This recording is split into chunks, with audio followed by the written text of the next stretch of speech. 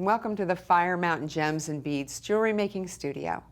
I'm Lisa Pavelka, and today I'd like to show you how you can add photographic quality images to any flat or slightly curved, lightly colored bead. So years ago, I always thought it would be a great idea if I could put photographs on all kinds of different surfaces, polymer clay, epoxy clay, even beads and stones. So I came up with a product. It's a Waterslide image transfer, and I'll show you a couple of them here. This is the collection that's called Eclectic. And you get 4 sheets of pre-printed waterproof images from different eras, different genres. And there are other collections available, including a fine arts collection that includes ancient arts and Asian art, and the vintage collection, which includes all kinds of great Art Deco posters and instant ancestors, as I like to call them. But you can even transfer your own personalized image transfers using my blank Waterslide stock that works in an inkjet printer. Now, the directions for working with it are a little bit different, but they're all included in the packaging. You would need to seal these before you use them with an acrylic spray, just to keep the ink from bleeding or running off when you apply it to your surface. So here I'm working with a piece of mother of pearl bead. As long as it's flat on one surface or even slightly curved, I can actually apply it and then give it a glass-like seal using my Magic-Glos UV resin. So the first thing we want to start with is a curing surface. Now at home, you might want to work on a mirror or a tile. The reason you would use that is if you do overflow the product, it's going to go underneath and it's easy to clean up. And you can clean up the edges of your finished piece and you'll never know that you had a problem. You also want to raise your piece up on your cure surface before you put the product out in the sun or under a long wave UV light, because of a number of reasons. One, we're raising it up on polymer clay, so that doesn't happen. So not only does this hold it stable on the surface, that can also catch any dripping if you add too much. If your piece doesn't have an even surface on the back, like this mother of pearl piece here that has this lovely blister effect, you can put it on some scrap polymer clay and you can level it out, hold it nice and level. I'm going to put on my glasses, and I'm going to move some of these images here that were made using the custom inkjet stock and take a pre-printed one I've already cut out. Now in the first step, I'm going to use the Magic-Glos like it's glue. Now it's a 1-part, no mixing, no odor, non-toxic for handling UV resin that cures when you're ready to have it cure. It won't air dry, you can't heat it dry. Only long wave UV light will cure this product. So I smeared a drop or 2 on there.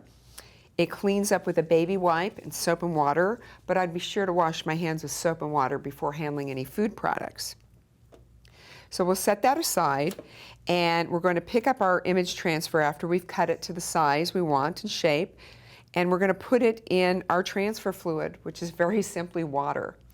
Now, one of the fun things to do with the image transfers is to use all the wonderful die cutting tools out there, the hand punches and the die cutting machines. So you could cut these out as circles, faux postage stamps, hearts, or you can freehand cut just directly around your shape. So we're going to take it out and let it sit for a few more seconds. And at this point, you can see the Magic-Glos is beading up onto the surface here. This is a self-leveling product that's going to give you a lovely cabochon glass-like effect when you add enough, but you're going to need to do this in stages. So that's sitting for a little bit, and after about 30 to 60 seconds, you're going to pick it up and you're going to blot off any excess water from the front and the back. So I'm just using a little bit of paper toweling here. Now this is a delicate translucent film, okay? And if it's not sliding off the backing very easily to start with, you might need to add a little bit more water. So I'm just going to set it aside for just a second because I want to show you. This is on different colored polymer clays. We'll just back this up. This is the same image by the artist Raphael on 4 different colors of polymer clay with the Magic-Glos on the surface. You can see it held a bead. It didn't need a bezel setting to hold it in. But the reason I wanted to show you this is depending on the color or the effect or the pattern that is underneath your transfer, that's going to show through somewhat. So you couldn't do it on a dark bead. It has to be something with a bit of a light tone, but you're going to get a different effect with different underlying layers. Okay, so back to our bead. And this is all beaded up just like water would on a freshly waxed car. So I'm going to just go back again and smear a little bit on here.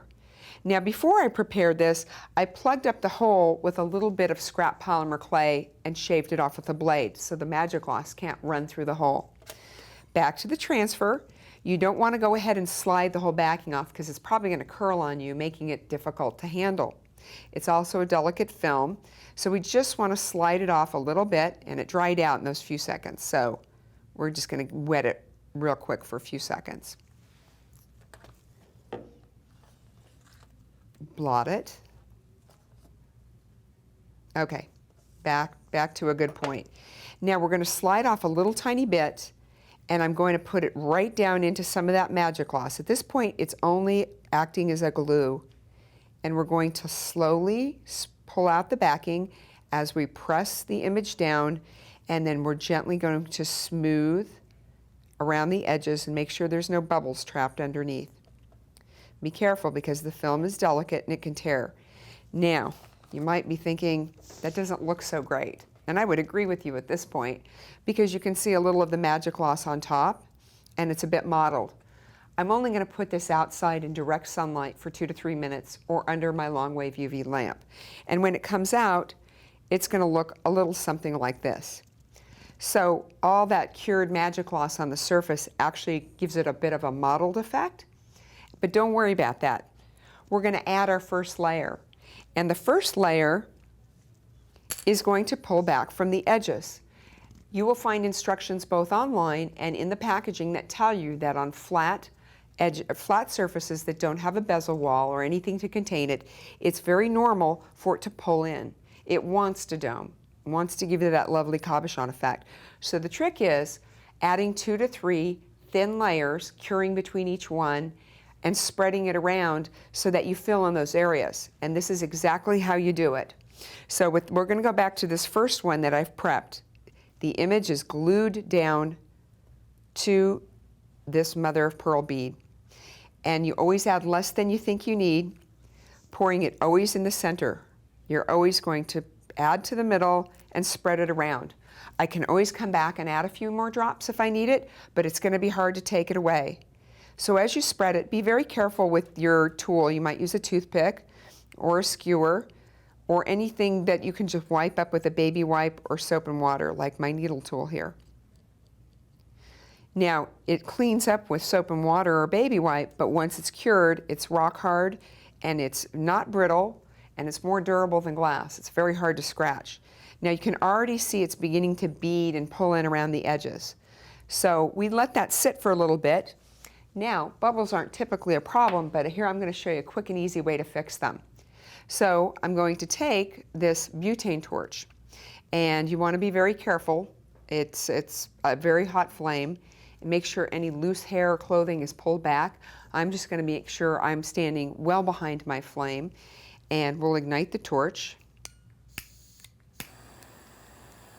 And I'm only going to go over the surface for 1 quick second.